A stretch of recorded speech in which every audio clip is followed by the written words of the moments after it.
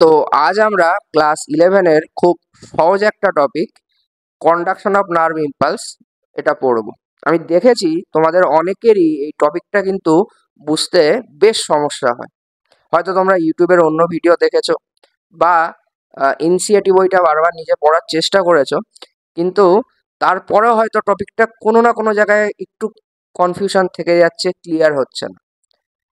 তো এখনো যদি তোমার টপিকটা পুরোপুরি ক্লিয়ার না হয়, তুমি আমার এই ভিডিওটা দেখতে পারো। আমি কথা দিচ্ছি, আমি তোমাদের আপসেট করব না। তো বেশি কথা না বলে চলো আমরা শুরু করি। তো প্রথমে দেখো, এটা একটা নিউরন। এটা না দেখালেও হতো, তোমরা এগুলো সবই জানো, জাস্ট আমি একবার টাচ করে যাচ্ছি। তো এটা নিউরনের সেল বডি। সেল বডির থেকে যে প্রজেকশনগুলো সেগুলোকে ডেনড্রন বলে। ডেনড্রন থেকে আরো একটা প্রজেকশন বেরোয় যেটাকে ডেনড্রাইট বলে, আমি আর দেখাইনি। এটা অ্যাক্সন, তাই তো? আর এই লাস্টের পোর্শনটাকে বলা হয় অ্যাক্সন টার্মিনাল। এর ভিতরে এই যে গোল গোল যে অংশটা, এটাকে বলা হয় সাইন্যাপটিক নব। এই সাইন্যাপটিক নবের ভিতরে থাকে সাইন্যাপটিক ভেসিকেল, এবং এই সাইন্যাপটিক ভেসিকেলের ভিতরে নিউরোট্রান্সমিটার থাকে। তো নিউরোট্রান্সমিটার কিভাবে ফাংশন করে সেটা আমরা এক্ষুনি বুঝতে পারবো। এবার আমরা আসল টপিকে ফেরত আসি। তার আগে আমাদের একটা ইন্ট্রোডাকশন দরকার এই কন্ডাকশন অফ নার্ভ ইম্পালস বুঝতে গেলে। তো তোমাদের জন্য নিয়ে এসছি, দেখো দেখো একটা মশা মারার ব্যাট। তো এই যে মশা মারার ব্যাট, এর যে তারের যে জালিটা সেটার মধ্যে দিয়ে কি হয়, কারেন্ট ফ্লো করে। আমরা হাত দিতে ভয় পাই, তাই তো?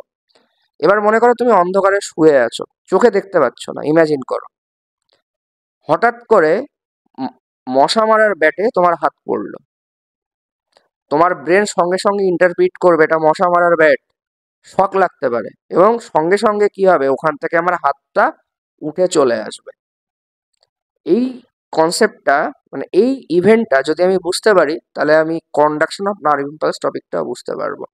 তো দেখো, এটা আমাদের সেই মশা মারা ব্যাট, এবং এই মশা মারা ব্যাটে যখনই তোমার হাত লাগলো, তখনই একটা মেসেজ এই হাতের মারফত সেটা কোথায় চলে গেল, ব্রেনে চলে গেল। ব্রেন সেটাকে ইন্টারপ্রিট করে বলে দিল এটা মশা মারা ব্যাট, হাত সরাতে হবে। সঙ্গে সঙ্গে একটা অর্ডার আসলো মাসেলে, মাসেলটা উঠে আসলো। তো প্রথমে নিউরনের চ্যানেলটা দেখো। মশা মারার ব্যাট যখন টাচ হয়েছে তখন প্রথম সেল বডি মেসেজটাকে রিসিভ করেছে, এবং সে মেসেজটাকে সেই নিউরন বরাবর ঠেলে দিয়েছে। Actually sell body message receive করে আর অ্যাকশনের দিকে ঠেলে দেয়, তারপরে সেটা পরের নিউরনে যায়, তারপরে পরের নিউরনে যায়, এইভাবে এটা এগোতে থাকে। এবং আলটিমেটলি এই মেসেজটা ঘুরে যখন মাসেলে এসছে, খেয়াল করো, যদিও এখানে খুব একটা দরকার নেই, যে নিউরনের যে মাথাটা অ্যাক্সন টার্মিনাল, যেটা সরি মাথা না, মানে লেজাটা যেটা অ্যাক্সন টার্মিনাল, এই অ্যাক্সন টার্মিনালটাই কিন্তু তোমার মাসেলের সাথে কানেক্টেড হয়েছে, এবং এটাকে কি বলে, এটাকে বলা হয় নিউরোমাস্কুলার জাংশন। আমি লিখে দিয়েছি এখানটাতে, লেখাও আছে যে নিউরনের দেখো যে অ্যাক্সনের মাথাটা যেটা কানেক্টেড হচ্ছে একটা মাসেলের সাথে, এটাকে বলে নিউরোমাস্কুলার জাংশন। তো এখানে আমার দুটো ইভেন্ট আছে। যখন মশা মারার ব্যাটটা আমি টাচ করছি, তখনই কিন্তু এখানে একটা ইলেকট্রিক্যাল ইম্পালস জেনারেট হচ্ছে, এটাকে বলা হয় জেনারেশন অফ ইলেকট্রিক্যাল ইম্পালস। এবং তারপরে এই ইলেকট্রিক্যাল ইম্পালসটা আস্তে আস্তে ট্রাভেল করে এগিয়ে যাচ্ছে, ব্রেনে যাচ্ছে, ইন্টারপ্রিট হচ্ছে, তারপরে সেটা কোথায় ফেরত আসছে, হাতের মাসেলে একটা অর্ডার নিয়ে আসছে। তাহলে প্রথমে এলো তো জেনারেশন অফ ইলেকট্রিক্যাল ইম্পালস, আর এই যে পরে যে মেসেজটা যে যাচ্ছে এটাকেই বলা হয় কন্ডাকশন অফ নার্ভ ইম্পালস। তো এই দুটো ইভেন্ট যদি বুঝি, তাহলে আমাদের এই টপিকটা একদম জলের মতো ক্লিয়ার হয়ে যাবে। তো তার আগে আমরা আরেকটা জিনিস দেখি, সাইনাপস কাকে বলে তোমরা সবাই জানো, যে দুটো নিউরনের জাংশন পয়েন্টকে সাইনাপস বলে। এটাকে বলে প্রি সাইন্যাপটিক নিউরন, এটাকে বলে পোস্ট সাইন্যাপটিক নিউরন, এটাকে বলে সাইন্যাপটিক ক্লেফট, এগুলো সবই জানো। কিন্তু আরেকটা জিনিস তোমাদের একটুখানি বলি, যে সেটা হলো যখন এখানে কোনো ইলেকট্রিক্যাল ইম্পালস জেনারেট হচ্ছে, ইলেকট্রিক্যাল ইম্পালস যখন এইভাবে আসছে কন্ডাক্ট হয়ে এসে, সেটা কোথায় ধাক্কা মারে, এই জায়গাটা কি, এসে এটা ধাক্কা মারে সাইন্যাপটিক ভেসিকেলে। এবং সাইন্যাপটিক ভেসিকেলে যখন ধাক্কা মারে, সাইন্যাপটিক ভেসিকেলটা দেখো রাপচার করে, এবং সাইন্যাপটিক ভেসিকেল যখন রাপচার করে, এই নিউরোট্রান্সমিটারগুলো সেই ইলেকট্রিক্যাল যে ইম্পালসটা সেটা নিয়ে পরের নিউরনে কি করে, পৌঁছে দেয়। তারপরে এই ইম্পালসটা তাহলে এখান থেকে আসলো, নিউরোট্রান্সমিটার হয়ে পরের নিউরনে পৌঁছে গেল, তারপরে সেটা এইভাবে এগিয়ে গেল এবং তারপরে তার পরের নিউরন, এইভাবে এই মেসেজটা আস্তে আস্তে তোমার এগোতেই থাকবে এগোতেই থাকবে। তো এবার আমরা একটুখানি আয়ন সম্পর্কে আলোচনা করব, যেটা আমাদের এই কন্ডাকশন অফ নার্ভ ইম্পালসের খুব ইম্পর্টেন্ট একটা পার্ট। তো একটা নিউরনের ভিতরের দিকে আর বাইরের দিকে কি কি আয়ন থাকে সেটা আমাকে জানতে হবে।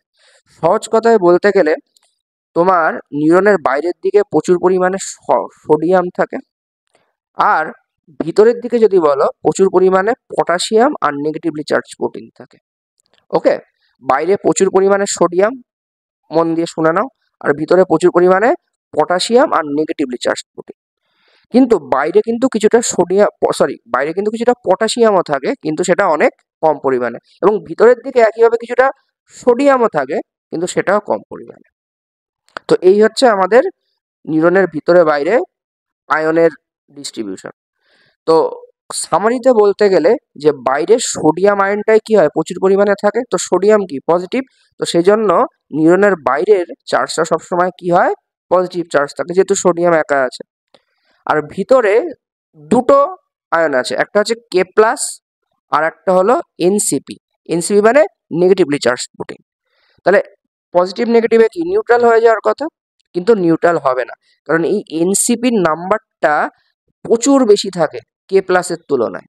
তো সেই জন্য পজিটিভ নেগেটিভে কাটাকাটি হয়ে ভিতরে আলটিমেটলি নেট যে চার্জটা সেটা তোমার কি হয়ে যায় নেগেটিভ চার্জ হয়ে যায়। তাহলে সেই জন্য ভিতরে এনসিপি বেশি থাকার জন্য সবসময় থাকে নেগেটিভ চার্জ, আর বাইরে সোডিয়াম থাকার জন্য সবসময় থাকে তোমার পজিটিভ চার্জ। এটা কিন্তু খুব মন দিয়ে শুনে রাখো, এবং এটাই কিন্তু আমাদের সব থেকে বেশি কাজে লাগবে, যে বাইরে থাকে পজিটিভ চার্জ এবং ভেতরে থাকে হলো নেগেটিভ চার্জ। হলো, এবার এই যে বাইরে পজিটিভ এবং ভেতরে যে নেগেটিভ চার্জ আছে এদের মধ্যেও তো মারামারি কাটাকাটি হবে, এবং আলটিমেটলি সেটা হওয়ার পরেও দেখা যাবে যে নেগেটিভ চার্জ আবার জিতে যাবে, এবং আলটিমেটলি ফাইনালি দেখা যাবে যে আমাদের যে নিউরনে আলটিমেটলি যে রেস্টিং অবস্থা, একটা নিউরন যখন রেস্ট করছে সেই সময় এই নিউরনের মেমব্রেনটাতে যে পোটেনশিয়ালটা থাকবে সেটা হলো কত -70 মিলিভোল্ট। নিউরন রেস্ট করছে মানে তুমি এখনো কিন্তু মশা মারার ব্যাটটাকে টাচ করোনি, তোমার নিউরন কোনো অ্যাক্টিভিটি করছে না। সেই অবস্থায় একটা রেস্টিং স্টেটে তোমার নিউরনের যে মেমব্রেন পোটেনশিয়ালটা সেটা কত -70 মিলিভোল্ট। এটাকে বলা হয় পোলারাইজড স্টেট। পোলারাইজড মানে একদম রেস্টিং স্টেট, নিউরন এখনো কোনো কাজ করেনি।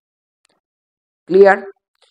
এইবার আমরা কয়েকটা আয়ন চ্যানেল সম্পর্কে জানবো। একটা হচ্ছে সোডিয়াম চ্যানেল, একটা হলো পটাশিয়াম চ্যানেল, আর একটা হচ্ছে sodium potassium pump. Sodium channel দিয়ে কি হয়, সোডিয়াম গুলো ভিতরে ঢোকে, এটাই হচ্ছে সোডিয়াম চ্যানেলের কাজ হবে।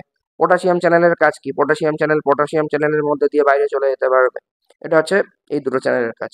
আর সোডিয়াম পটাশিয়াম চ্যানেল কি কাজ করে, মানে সোডিয়াম পটাশিয়াম যেটা পাম্প, সেটা আমরা এক্ষুনি বুঝবো। এবার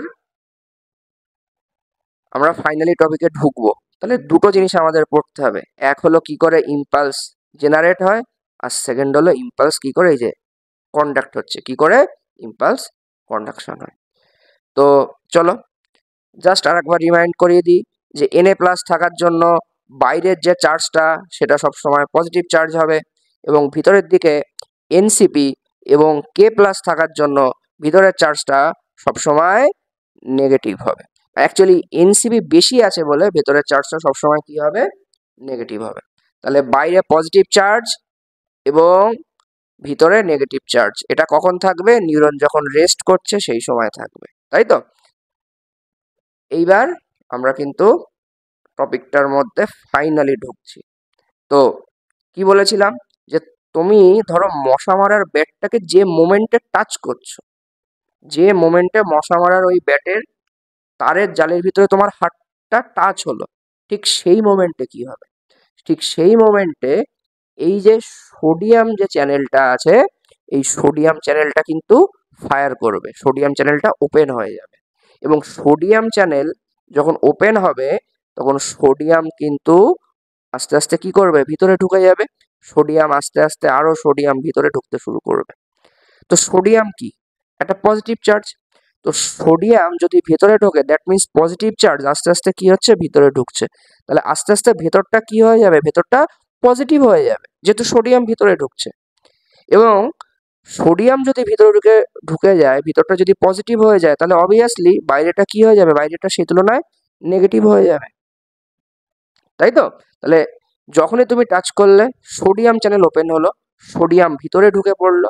যখনই সোডিয়াম ভিতরে ঢুকলো, পজিটিভ চার্জ ভিতরে চলে আসলো, মানে ভিতরটা তোমার হয়ে গেল পজিটিভ, কিন্তু বাইরেটা তখন কি হয়ে গেল, নেগেটিভ। কিন্তু নর্মালি তো এটা হওয়ার কথা না। নর্মালি বাইরে কি থাকে, পজিটিভ থাকে, আর ভেতরে থাকে নেগেটিভ। তো এই যে একটা বিশৃঙ্খল অবস্থার সৃষ্টি হলো, এটাকেই বলা হয় ডিপোলারাইজেশন। এই স্টেটটাকেই, যে সোডিয়াম ভিতরে ঢুকে গেছে, এটাকেই বলা হয় ডিপোলারাইজেশন। এইবার নিউরন কি চেষ্টা করবে, যে করে হোক আবার আগের ওই স্টেবল স্টেটটাকে ফেরত আনতে। সঙ্গে সঙ্গে পটাশিয়াম চ্যানেল ফায়ার করবে, এবং পটাশিয়াম চ্যানেল যখন ফায়ার করবে, তখন পটাশিয়াম কি হবে, বাইরে বেরিয়ে যাবে। এইবার পটাশিয়াম যদি বাইরে বেরিয়ে যায়, এই যে পটাশিয়াম ধরো বাইরে বেরিয়ে গেল, পটাশিয়াম বাইরে বেরোচ্ছে, তাহলে পটাশিয়াম কি, একটা পজিটিভ চার্জ। তাহলে পজিটিভ চার্জ বাইরে বেরিয়ে গেল, তার মানে বাইরেটা আবার আস্তে আস্তে কি হচ্ছে, পজিটিভ হয়ে যাচ্ছে। তাহলে বাইরে যদি আস্তে আস্তে পজিটিভ হয়, ভিতরটা আবার কি হয়ে যাবে, নেগেটিভ হয়ে যাবে। তাহলে এটা কিন্তু আবার সেই স্টেবল স্টেটটা, পোলারাইজ স্টেটটা ফেরত এসছে, যে বাইরে আমাদের থাকে পজিটিভ আর ভিতরে থাকে নেগেটিভ। এই ইভেন্টটাকে বলা হয় রিপোলারাইজেশন। রিপোলারাইজেশন মানে কি, পটাশিয়াম বাইরে বেরিয়ে গিয়ে আবার ব্যালেন্স করে দিল। তাহলে ডিপোলারাইজেশন মানে কি, যে সোডিয়াম ভিতরে ঢুকলো, চার্জটা ঘেটে গেল, ডিপোলারাইজেশন, সেটাকে ব্যালেন্স করার জন্য পটাশিয়াম বাইরে চলে গেল। তাহলে ডিপোলারাইজেশন রিপোলারাইজেশন করে পুরোটা স্টেবল হয়ে গেল। কিন্তু একটা সমস্যা হয়ে গেছে। কি সমস্যা হয়েছে, তোমরা অবশ্যই ধরতে পেরেছো। সোডিয়ামের থাকার কথা কোথায়, সোডিয়ামের থাকার কথা বাইরে, আর পটাশিয়ামের থাকার কথা কোথায়, পটাশিয়ামের থাকার কথা ভেতরে। কিন্তু এখন পটাশিয়াম চলে গেছে বাইরে, আর সোডিয়াম ঢুকে গেছে ভেতরে। এই দুটোকে আবার জায়গায় ফেরত আনতে হবে। সেই মোমেন্টে আমার সোডিয়াম পটাশিয়াম পাম্পটা কি করবে, কাজ করবে। কিভাবে কাজ করবে, সোডিয়ামটা এই সোডিয়াম পটাশিয়াম পাম্পে লোড হবে, পটাশিয়ামটাও এই পাম্পে লোড হবে। দুটো পটাশিয়াম আর তিনটে সোডিয়াম এখানে লোড করা হবে। করার পরে কি হবে সেটা দেখো, আমি এটা রেডি করে রেখেছি তোমাদের দেখানোর সুবিধার জন্য। এই ধরো লোড করলো, এইবার এই পাম্পটা এরকম ভাবে ঘুরে যাবে, গেলে সোডিয়ামটা তোমার কি হবে, বাইরে বেরিয়ে যাবে, আর পটাশিয়ামটা তোমার কি হবে, ভেতরে ঢুকে যাবে। পটাশিয়াম ভেতরে ঢুকে গেল, সোডিয়াম বাইরে কি হলো, বেরিয়ে গেল। সোডিয়াম বের করে দিলাম, পটাশিয়াম ঢুকিয়ে দিলাম। তাহলে আয়নগুলো আবার যে যার জায়গায় ঠিকঠাক প্লেসড হয়ে গেল। তাহলে তিনটে ইভেন্ট, প্রথমে ডিপোলারাইজেশন, সোডিয়াম ঢুকলো, ব্যালেন্স করার জন্য রিপোলারাইজেশন, পটাশিয়াম বেরিয়ে গেল, কিন্তু গড়বড় হয়ে গেছে, মিসপ্লেসড হয়ে গেছে দুটো আয়ন, ওদেরকে ফেরত আনার জন্য সোডিয়াম পটাশিয়াম পাম্প ফাইনালি কি করলো, কাজ করলো। তো এতে করে এই যে যখনই ডিপোলারাইজেশনটা হচ্ছে না, তখনই কিন্তু এই নার্ভ ইম্পালসটা জেনারেট হচ্ছে। দ্যাট মিনস এই যে জেনারেশন অফ ইম্পালস তখনই হচ্ছে যখনই হচ্ছে ডিপোলারাইজেশনটা হচ্ছে। আশা করি এটা বুঝতে পেরেছো। কিন্তু কি করে ইম্পালসটা কন্ডাক্ট করছে, কি করে ইম্পালসটা ট্রাভেল করছে, সেটা কিন্তু এখনো বোঝা যায়নি। তো এই পার্টে, এই পরের পার্টে আর একটুখানি বাকি আছে, আমরা সেটা বুঝবো। তো ধরো নিউরনের পরে আমি চারটে সাইট নিয়েছি, A site, B site, C site এবং ডি সাইট। বাইরে কি হয়, পজিটিভ চার্জ, প্রত্যেকটা সাইটে বাইরে পজিটিভ চার্জ, আর ভেতরে কি, নেগেটিভ চার্জ। এবার মনে করো যখনই তুমি ওই মশা মারার ব্যাটটাকে টাচ করলে, তখন কি হলো, সঙ্গে সঙ্গে সোডিয়াম চ্যানেল সবার আগে ওপেন হয়ে যাবে। সোডিয়াম চ্যানেল ওপেন হলে সোডিয়াম একটা পজিটিভ চার্জ, ও সঙ্গে সঙ্গে কোথায় ঢুকবে, ভিতরে ঢুকে যাবে। তার মানে পজিটিভ চার্জ কি হলো, ভিতরে ঢুকে গেল। পজিটিভ চার্জ নিজের জায়গাটা ছেড়ে দিয়ে চলে আসলো, তাহলে ওই জায়গাটা কি হবে, নেগেটিভ হয়ে যাবে। আর ভিতরে সোডিয়াম ঢুকে গেল, পজিটিভ চার্জ, তখন কি ভিতরের এই জায়গাটা পজিটিভ হয়ে গেল। তার মানে এই যে এ সাইডটা কিন্তু ডিপোলারাইজড হয়ে গেছে, তাই তো? এ সাইডটা ডিপোলারাইজড হয়ে গেছে, কারণ এখানে এখন নেগেটিভ চার্জ, এখানে এখন পজিটিভ চার্জ। বাকি সাইডগুলো কিন্তু ঠিক আছে। এইবার কি হবে, এই যে পজিটিভ চার্জটা এটা এ সাইড থেকে বি সাইডের দিকে ধেয়ে যাবে। একইভাবে বি সাইডের যে পজিটিভ চার্জটা সেটা এ সাইডের দিকে এভাবে কি করবে, মুভ করবে। কিভাবে করবে একটু দেখাই। এই এ সাইডের পজিটিভ চার্জটা দেখছো, এটা এই দেখো বি সাইডের দিকে চলে আসলো। পজিটিভ নিজের জায়গা ছেড়ে দিয়েছে, দিয়ে এখানে চলে এসে তাহলে এই জায়গাটা পজিটিভ হয়ে যাবে, কিন্তু তো নিজের জায়গাটা ছেড়ে দিয়ে এসছে, এই জায়গাটা কি হয়ে যাবে, এই জায়গাটা নেগেটিভ হয়ে যাবে। একইভাবে এই পজিটিভ চার্জটা যদি এই দিকে মুভ করে, এই যে মুভ করলো, তাহলে এ সাইডটা তো পজিটিভ হয়ে গেল, কিন্তু এই যে নিজের জায়গাটা ছেড়ে দিয়ে চলে এসছে, এটা কি হয়ে যাবে, এই জায়গাটা কি হয়ে যাবে, নেগেটিভ হয়ে যাবে। তাহলে দেখো যে ডিপোলারাইজ স্টেটটা সেটা এখন কোন সাইডে চলে গেছে, বি সাইডে চলে গেছে। এইবার বি সাইড থেকে এই পজিটিভ চার্জটা চলে যাবে এই নেগেটিভের দিকে, তাহলে ওই জায়গাটা পজিটিভ হয়ে যাবে, কিন্তু বি সাইডের এই জায়গাটা নেগেটিভ হয়ে যাবে। একইভাবে সি সাইড থেকে পজিটিভ চার্জটা চলে যাবে বি সাইডের দিকে, তাহলে এই যদি পজিটিভ চার্জটা যদি এই দিকে এরকম করে মুভ করে, এখানে তো চলে আসলো, কিন্তু এই সি সাইডটা তখন কি হয়ে যাবে, নেগেটিভ হয়ে যাবে। তাহলে এখন দেখো ডিপোলারাইজ স্টেটটা কোথায় চলে এসছে, সি সাইডে। এ বি ডি এরা সবাই ঠিক আছে, কিন্তু সি বলবে না না আমি এরকম থাকবো না, তখন সি সাইডের এই পজিটিভ চার্জটা সেটাও ধাওয়া করবে ডি সাইডের দিকে, চলে গেল। তাহলে ও নিজের জায়গা ছাড়লে এই জায়গাটা কি হলো, নেগেটিভ হয়ে গেল, আর ওই জায়গাটা পজিটিভ হয়ে গেল। একইভাবে উপরের পজিটিভ চার্জটা কি করবে, এই দিকে ধাওয়া করবে। ও যখন এখানে চলে আসলো তখন এই জায়গাটা হয়ে গেল পজিটিভ, আর ডি সাইডের এই জায়গাটা হয়ে গেল নেগেটিভ। তাহলে দেখো আনস্টেবল স্টেটটা এখন কোথায় চলে এসছে, ডি সাইডে চলে এসছে। তাহলে এইভাবে A side, B side, C side, D side করে আলটিমেটলি তোমার ডিপোলারাইজ স্টেটটা আস্তে আস্তে এইভাবে এগোচ্ছে, এবং এইভাবে এগোতে এগোতে এটা আলটিমেটলি এই সাইন্যাপটিক ভেসিকলে গিয়ে কি করবে, ধাক্কা মারবে। তাহলে এইভাবে এই ইম্পালসটা অ্যাকচুয়ালি কি হচ্ছে, কন্ডাক্ট হচ্ছে। তো এই দুটো ইভেন্টের তালমিল, এক হচ্ছে যে সোডিয়াম চ্যানেল খুলছে, পটাশিয়াম চ্যানেল খুলছে, সোডিয়াম চ্যানেল দিয়ে তোমার সোডিয়াম হচ্ছে তোমার ভিতরে ঢুকছে, আর পটাশিয়াম চ্যানেল দিয়ে পটাশিয়াম তোমার কি হচ্ছে, বাইরে বেরিয়ে যাচ্ছে, এবং সোডিয়াম পটাশিয়াম পাম্প তাদের আবার প্লেস করছে। এটা যেমন হচ্ছে, তার সাথে সাথে এই এ সাইড থেকে বি সাইড, বি সাইড থেকে সি সাইড, সি সাইড থেকে ডি সাইড, এদের ভিতরে কি হচ্ছে, আয়নের মুভমেন্ট হচ্ছে, পজিটিভ নেগেটিভ চার্জের মুভমেন্ট হচ্ছে, এবং এই দুয়ের তাল মিলে আলটিমেটলি যে ইলেকট্রিক্যাল ইম্পালসটা সেটা কিন্তু আস্তে আস্তে আস্তে আস্তে আস্তে আস্তে আস্তে এগিয়ে যাচ্ছে, এবং সেখান থেকে সেটা তার পরের নিউরনে যাচ্ছে। এইভাবে ইলেকট্রিক্যাল ইম্পালসটা আস্তে আস্তে ট্রাভেল করছে। তো আশা করি যে তোমাদের অবশ্যই এই টপিকটা পুরোপুরি ক্লিয়ার হয়ে গেছে। আমার মনে হয় না তোমাদের এরপরে আর কোনো কনফিউশন আছে। এই ছবিগুলো জাস্ট তোমাদের এই ভিডিওটা খুব ভালো করে বোঝাবো বলে আমি নিজেই ছবিগুলো এঁকেছি। তো ভিডিওটা যদি তোমাদের ভালো লাগে তোমরা অবশ্যই একটু লাইক করে দিও, আর নতুন যদি এরকম কোনো টপিক যেটা তোমাদের বুঝতে প্রবলেম হচ্ছে, তারপরে যদি তোমাদের মনে হয় যে কোনো ভিডিও দরকার, তো তোমরা সেটা আমাকে কমেন্টে জানাও, আমি সেই টপিকের পরেও ভিডিও বানানোর চেষ্টা করব। সবাইকে অনেক ধন্যবাদ।